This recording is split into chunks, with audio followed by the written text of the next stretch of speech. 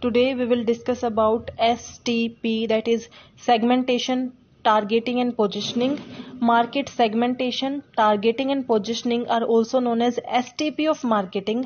Effective target marketing requires. So STP हमारा क्या है, हर एक ऑर्गेनाइजेशन यूज करती है, हर एक मार्केटिंग ऑर्गेनाइजेशन में यूज किया जाता है, जिसका मतलब क्या है, सबसे पहले सेगमेंटेशन करना, टारगेटिंग एंड पोजिशनिंग. सिर्फ मीनिंग में बताती हूँ, आगे हम फर्दर इसे डिटेल में डिस्कस करते जाएंगे. सबसे पहले सेगमेंटेशन क्या होता है कि आप कंप्लीट पॉपुलेशन को टारगेट नहीं कर सकते, आप हर एक पर्सन को सर्व नहीं कर सकते.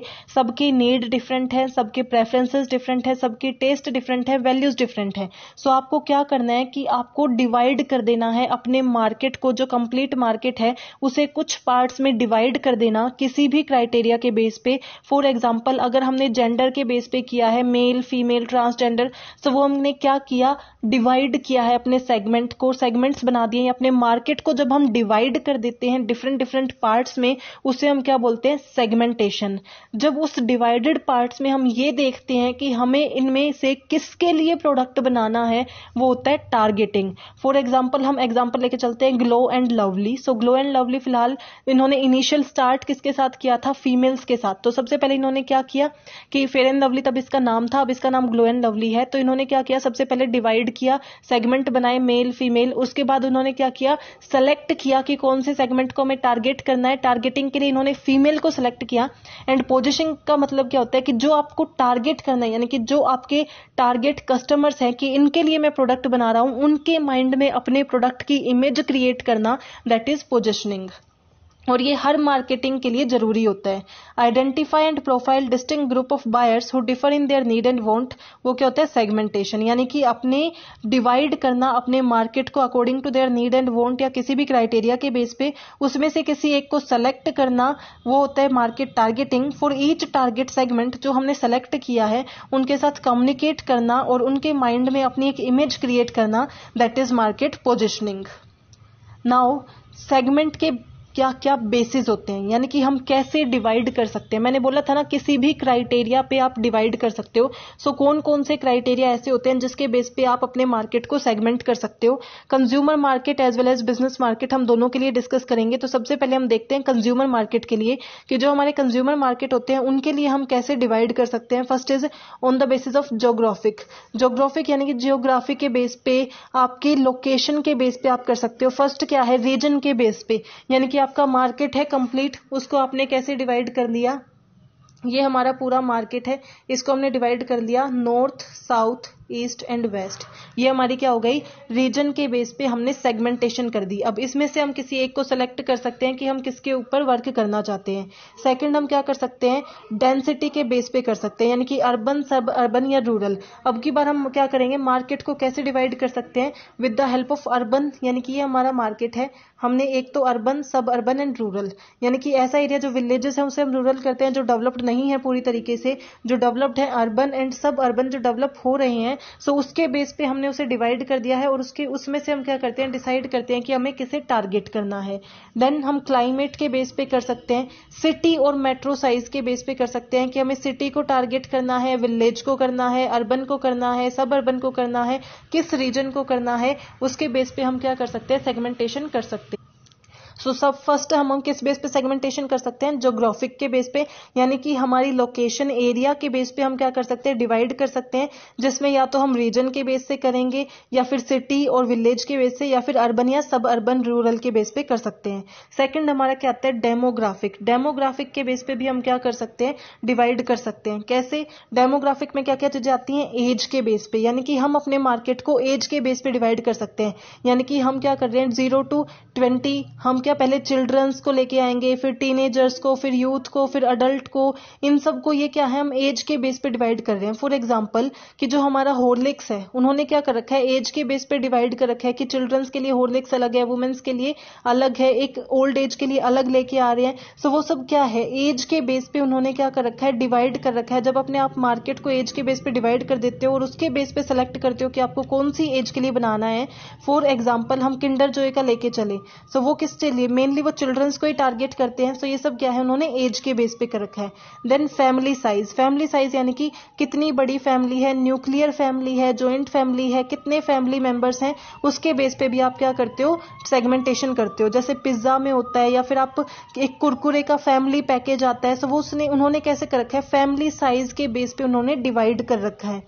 देन हमारे जेंडर के बेस पे, कि हम जेंडर के बेस पे मार्केट को कर सकते हैं डिवाइड, कि मेल के लिए अलग और फीमेल के लिए अलग। फिर उसमें से हम देखेंगे कि हमें मेल के लिए बनाना है या फीमेल के लिए बनाना है या दोनों के लिए बनाना है, वो हम डिसाइड करते हैं। फॉर एग्जाम्पल जैसे डेनवर है, या फिर हमारी जो फेयर एंड लवली है वो पहले सिर्फ फीमेल के लिए आई थी, अब वो मेल के लिए भी आती हैं। तो ये सब क्या है, हमारे जेंडर के बेस पे होता है। इनकम के बेस पे, इनकम के बेस पे यानी कि हमने अपने मार्केट को कैसे सेगमेंट किया है, ये हमारा कंप्लीट मार्केट है। हम कह रहे हैं एक हायर इनकम ग्रुप, एक मिडिल इनकम ग्रुप और एक लोअर इनकम ग्रुप।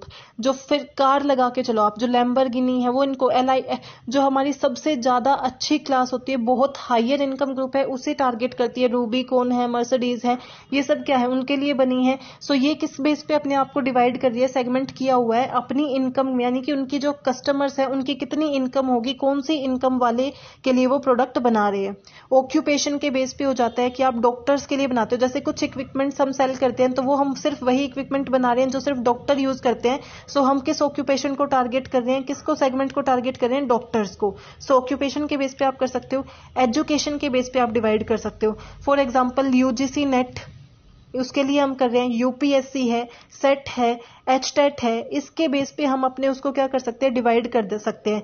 कुछ हमारी ऑर्गेनाइजेशंस होती हैं जो सबके लिए प्रिपरेशन कराती है, कुछ ऐसे हैं सिर्फ यूपीएससी को टारगेट कर रही है, कुछ सिर्फ यूजीसी नेट को टारगेट कर रही है, कुछ नीट एग्जाम को टारगेट कर रही है। सो ये सब क्या है, एजुकेशन के बेस पे है।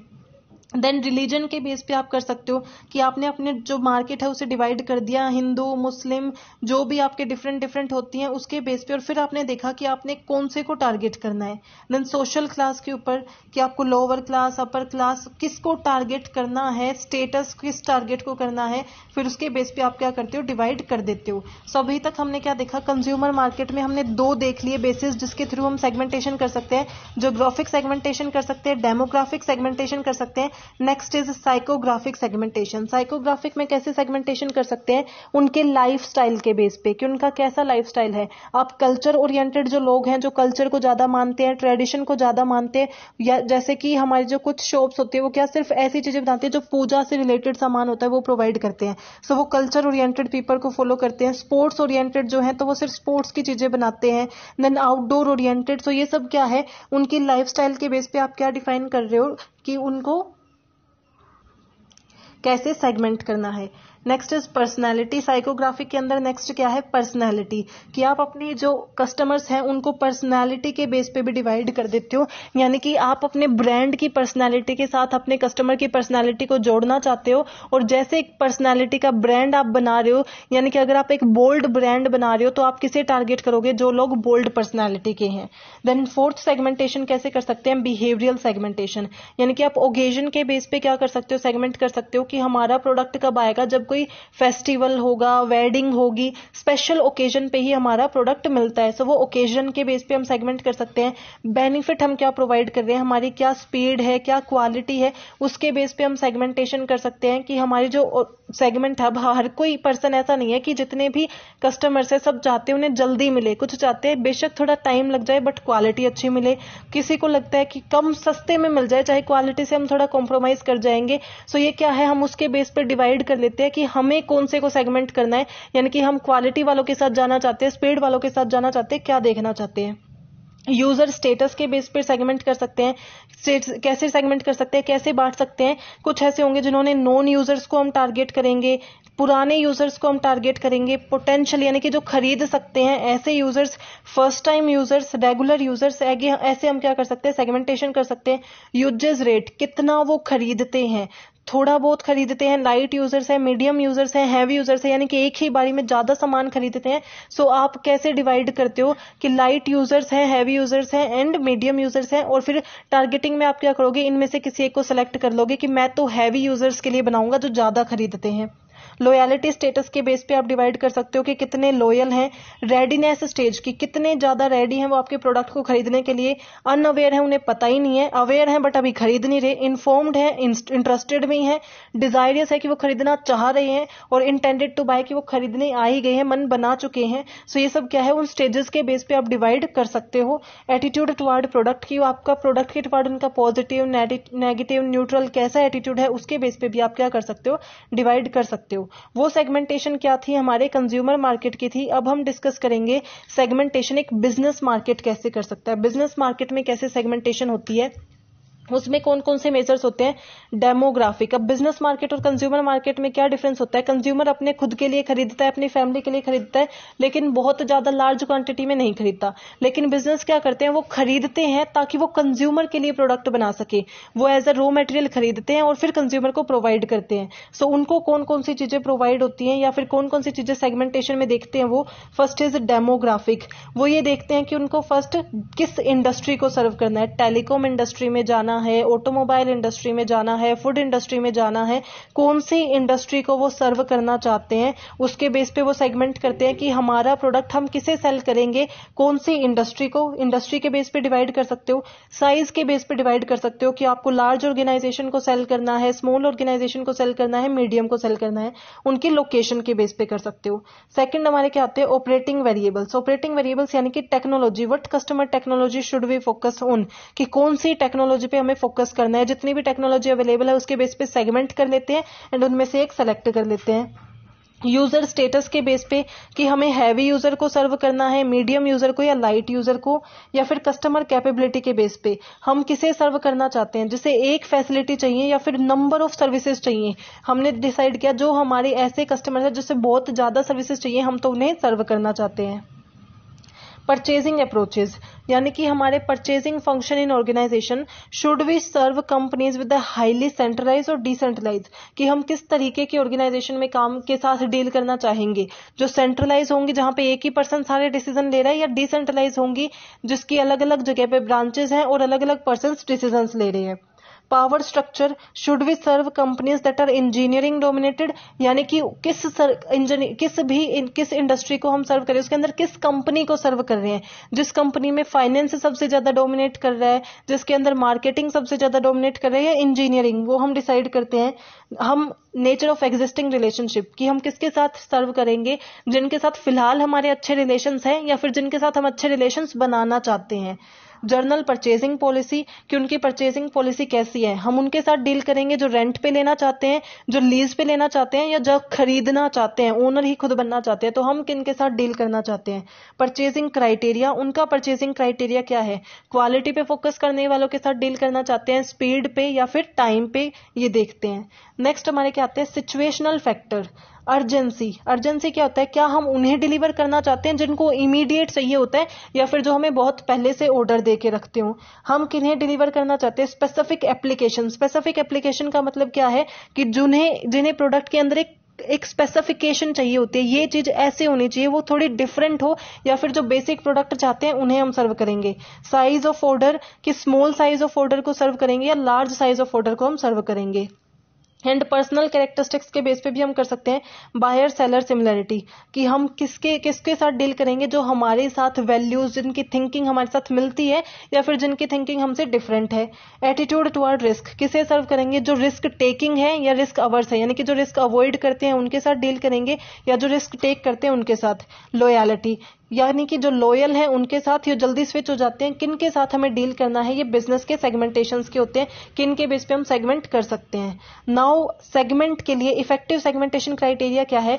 ये सेगमेंट करने के बाद हम एक को चुन लेते हैं कि इस सेगमेंट को हमें टारगेट करना है, इसके लिए हमें प्रोडक्ट बनाना है, वो हमारी होती है टारगेटिंग। लेकिन जो हमारा सेगमेंट हम चुनते हैं वो इफेक्टिव कब होता है, जब वो मेजरेबल हो, यानी कि हमारा सेगमेंट क्या होना चाहिए, जो हम चुन रहे हैं वो मेजरेबल होना चाहिए, जिसको हम आइडेंटिफाई कर सके, मेजर कर सके, कंप्यूट कर सके, उसका साइज कितना है, परचेजिंग पावर कितनी है, ये सब मेजर किया जा सके। सब्सटेंशियल हो, यानी कि बड़ा सेगमेंट होना चाहिए, इतना छोटा भी नहीं होना चाहिए कि हम अपने सारे एफर्ट्स लगा रहे हैं लेकिन सेल उतनी हो ही ना पाए, और प्रॉफिटेबल होना चाहिए। सो मेजरेबल होना चाहिए, सब्सटेंशियल होना चाहिए, एक्सेसिबल होना चाहिए। ऐसा सेगमेंट जो हमने चुना है, जो टारगेट हम करना चाहते हैं उस तक हम पहुंच सके, ऐसा सेगमेंट होना चाहिए। ऐसा नहीं चुनना चाहिए जिसको आप सर्व ही ना कर सकते हो। डिफरेंशिएबल होना चाहिए, बाकी सेगमेंट से वो अलग होगा तभी तो आपने उसे चुना। अगर बाकियों में और उसमें कोई डिफरेंस ही नहीं है तो सेगमेंटेशन का बेनिफिट ही क्या हुआ। एंड एक्शनेबल, यानी कि उस पर अगर हम कोई पॉलिसीज बना रहे हैं, स्ट्रेटेजी बना रहे हैं तो एक्शन उस पर लिए जा सकते हो।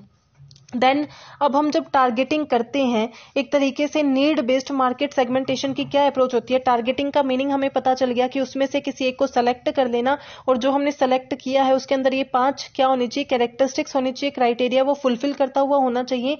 And need based market segmentation approach क्या होती है कि हम जब भी मार्केट सेगमेंटेशन करते हैं या फिर हमारी कंप्लीट मार्केटिंग की प्रोसेस क्या है कि सबसे पहले हमने क्या किया, सेगमेंटेशन किया, उनकी नीड के बेस पे उन्हें डिवाइड कर दिया, फिर सेगमेंट में से एक को आइडेंटिफाई कर लिया कि ये ज्यादा अच्छा सेगमेंट हमें लग रहा है, फिर उसकी अट्रैक्टिवनेस को चेक करते हैं कि वो कितना अट्रैक्टिव है, उसकी प्रॉफिटेबिलिटी को चेक करते हैं, वो प्रॉफिटेबल होगा तभी तो हम उस पर काम करेंगे।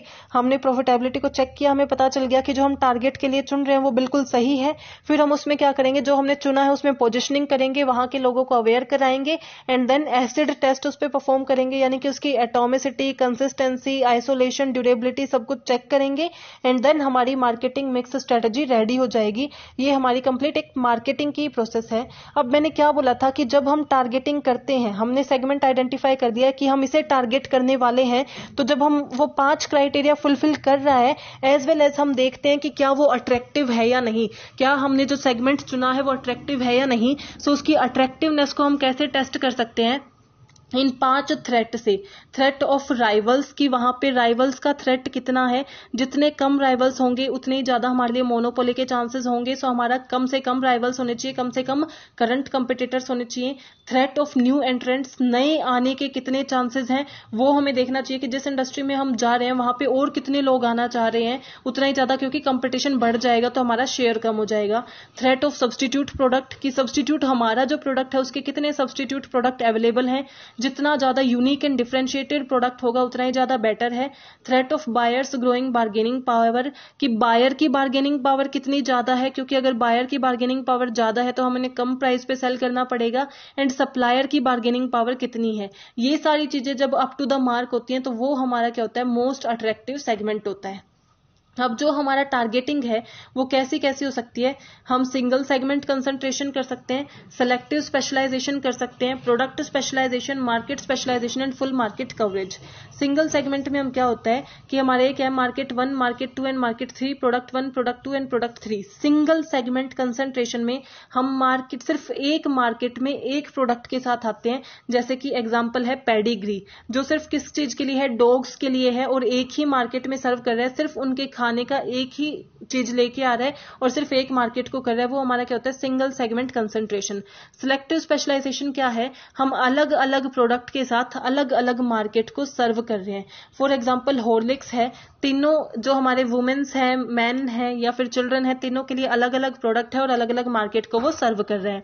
Then product specialisation, product specialisation का मतलब क्या है, एक ही प्रोडक्ट हम हर मार्केट में लेके जा रहे हैं, हर मार्केट में एक ही प्रोडक्ट प्रोवाइड कर रहे हैं। जैसे एडिडास है, शूज है, तो वो एक ही प्रोडक्ट हमारे हर मार्केट में प्रोवाइड कर रहा है, मेल्स के लिए, फीमेल्स के लिए, चिल्ड्रंस के लिए। सो वो क्या है, हमारी बाटा वगैरह ये सब क्या, जब कोई भी कंपनी एक प्रोडक्ट डिफरेंट डिफरेंट मार्केट में लेके जाती है। मार्केट स्पेशलाइजेशन क्या है, एक ही मार्केट में हम क्या लेके आ रहे हैं, डिफरेंट डिफरेंट प्रोडक्ट लेके आ रहे हैं। For example Johnson's and Johnson's है, सो वो बच्चों के लिए क्या है, ऑयल भी लेके आ रहे हैं, पाउडर भी लेके आ रहे हैं, शैम्पू भी लेके आ रहे हैं। मार्केट एक ही है बेबीज का, बट प्रोडक्ट उनके डिफरेंट है। देन फुल मार्केट कवरेज का मतलब क्या होता है कि कंप्लीट मार्केट को हम कवर कर रहे हैं, एक प्रोडक्ट से भी कर सकते हैं और डिफरेंट प्रोडक्ट से भी कर सकते हैं। अगर एक प्रोडक्ट से करते हैं तो अनडिफरेंशिएटेड होता है, वरना डिफरेंशिएटेड होता है। जैसे कि कोका कोला है, एक ही प्रोडक्ट पूरे मार्केट को कवर कर रही है। तो सबसे पहले क्या होता है single market, then multiple segment, then selective उसमें product specialisation, market specialisation and full market coverage.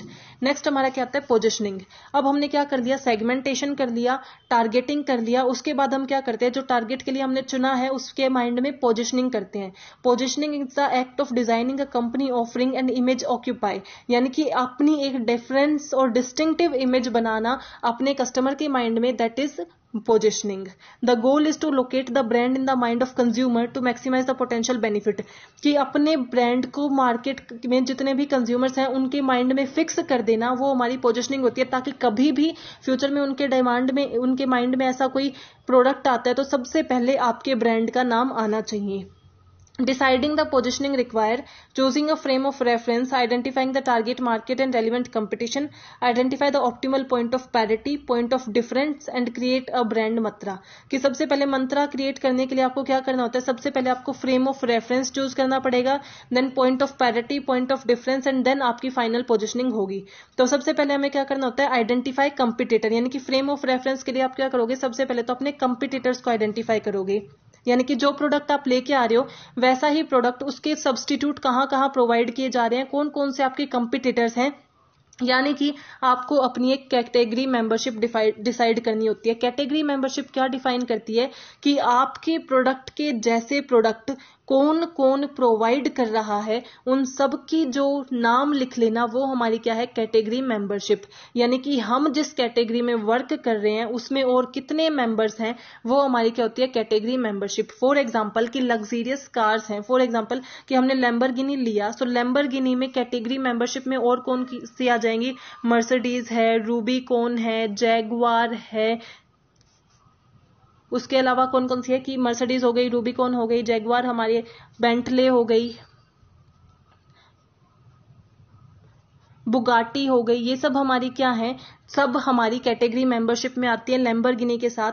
यानी कि जो ऐसी चीज आपके प्रोडक्ट के जैसा बाकी चीजें जो प्रोवाइड कर रहे हैं वैसी ही चीजें प्रोवाइड कर रहे हैं, आपकी कैटेगरी के कौन कौन से मेंबर हैं, सबसे पहले आपको वो आइडेंटिफाई करना होता है। वो हम क्यों आइडेंटिफाई करते हैं, ताकि हम अपने कंपिटिटर से बेटर पोजिशनिंग कर सके।